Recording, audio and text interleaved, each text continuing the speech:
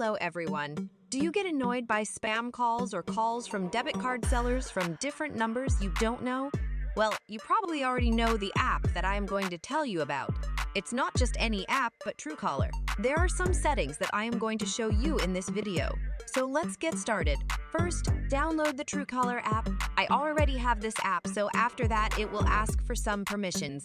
Then, click on your profile picture and click on call blocking. Then, enable the options that you need.